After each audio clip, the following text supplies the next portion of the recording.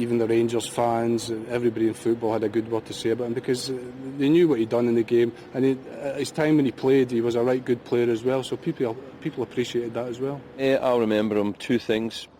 The most recent things, my most recent experiences with Tommy. Him and I had dinner together in the West End, just the two of us at Christmas.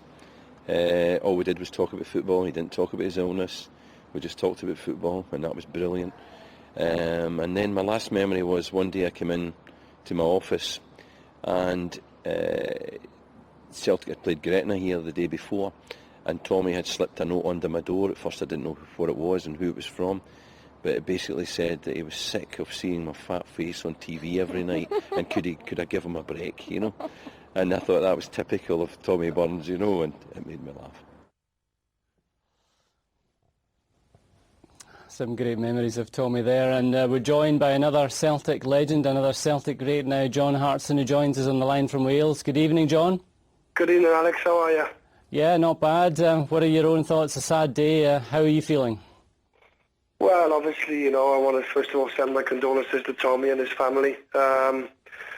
You know, it's very, very sad. You know, Tommy was one of life's good guys, really, and he was such a good fella, you know. He had time for everybody, and, you know, it's just so sad, you know.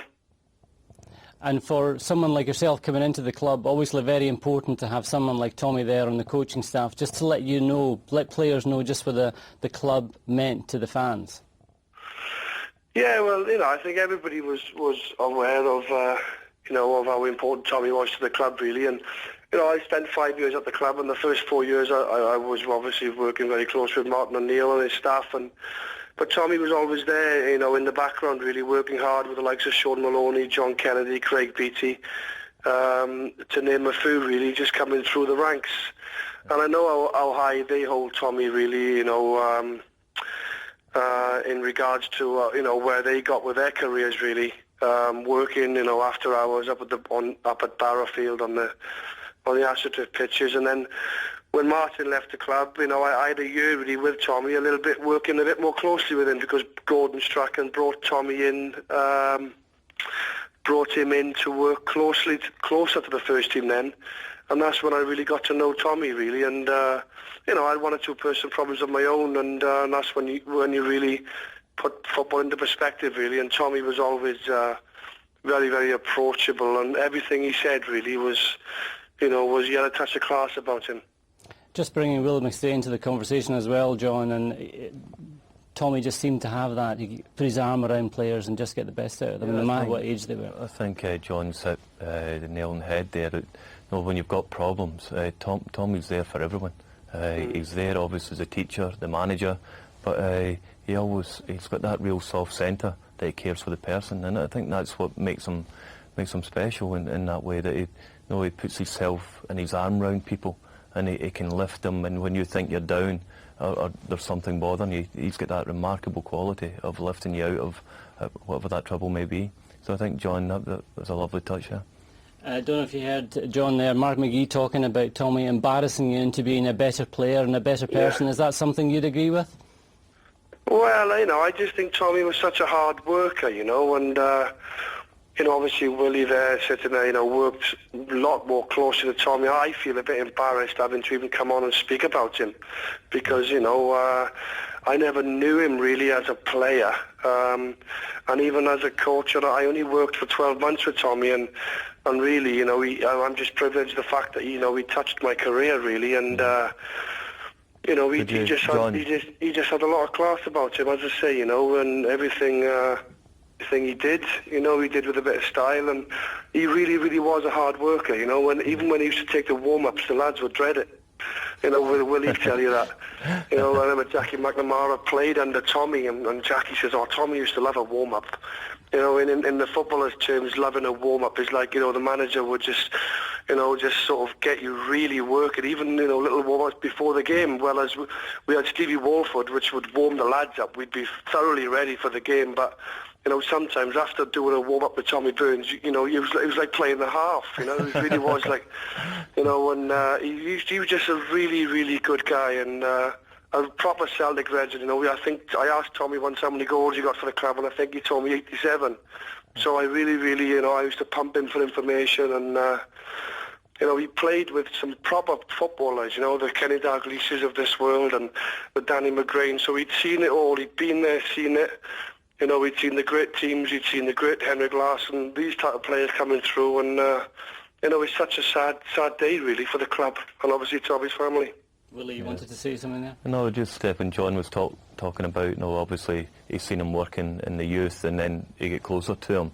No, did you see Tommy's influence on the younger players at that time, John? Through how they carried themselves? You know, I just knew, Willie, how high they held him, really. You know, they always spoke really, really highly of him. And you know yourself, Willie, you work with young players and, you know, they either got the respect for you or they haven't, really. Yeah. They'll work for you and they'll train for you, but, you know, in terms of having that real, proper, thorough respect, you know, that's not earned overnight, you know. That doesn't come overnight. That's earned, you know. Yeah. You earn that respect, and you know, you earn that respect in terms of how you treat people and how you talk to youngsters and how you pull them to one side and really sort of show them that you really wanted them to get better. You know, having you know, to earn that respect is, and Tommy's certainly earned that. And I'm sure if you were to get John Kennedy, Craig Beattie, Sean Maloney, you know, that is just three that I can think of off the top of my head, but there's dozens, really. That will hold Tommy. That I've got so much to thank Tommy for. Was he a better singer than you? Well, I'm not sure about that.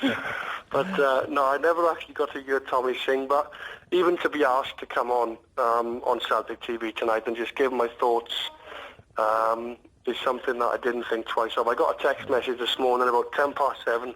I was getting my kids ready for school. I was taking them down to school for about, I normally leave the house at 8 o'clock, but I was up quite early this morning, and the text message, I thought, who the heck is that texting me?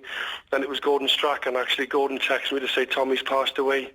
So I've had about 50 text messages today, but the first one I got was off the gaffer this morning, so you know, obviously it didn't start the day off too good, but, you know, as I said, I just really, really, you know, I'd like to send my condolences once again to his family, really, and I won't be at his funeral on Tuesday because I'm on a coaching course, my B licence, which I start this Friday. But, you know, obviously I'd just like to send my best wishes now because I won't be able to make Tuesday, but I'll be up in Glasgow Thursday, obviously covering the game with Setanta. Thanks very much for your time, John. Thanks for calling in. You're always welcome on Celtic TV. Take care. OK, we're going back onto the phone lines again. Moira joins us now. Hello, Moira. Hello. What would you like to share with us about Tommy Burns? He's just a family friend, and the things that he's done for my family have been great. First of all, we needed a surprise for my daughter's 21st birthday, and Tommy showed up at her party with flowers for her, made her a night for her 21st. She then took leukemia, and Tommy found out, came up to the hospital with the cup the year he won it in 1995 to the hospital, and made her day up in the hospital. In between her treatments, Tommy invited us over for dinner to Celtic Park for her to see the players, and really made her day because the players were there. She got pictures taken with them, and it was really, really good. And it was so good to my wee grandson because she was pregnant at the time when she was diagnosed with the leukemia. They took James away from her. He was only 2.1, and Tommy's been absolutely marvellous throughout his years. He'll be 13 on Monday, and I don't know how could thank him, to be honest. When Brenda died, he came to her funeral as well, up at the church and at the grave, and I don't know how ever to thank him. And I know as a friend, I will really miss him. Since Brenda died, when I take James over to Celtic Park, he always made a big deal of it, you know, and even let him sit in the dugout. And he was just great, you know. But my condolences go with Rosemary and the family, you know, and they'll always be in my prayers. Thank you very much for those thoughts and memories, Moira. Thank you very much. Willie, there seems to be more than one Tommy Burns. He seems to be everywhere. He was all things to all men, or so it seems. Yeah, it's like, you know, some of the stories come in tonight, and people who have been touched by Tommy. It's just remarkable. Like, you know, you look at people see him as a player, as a manager, and as a personality. But behind that, there's been so much compassion and feeling for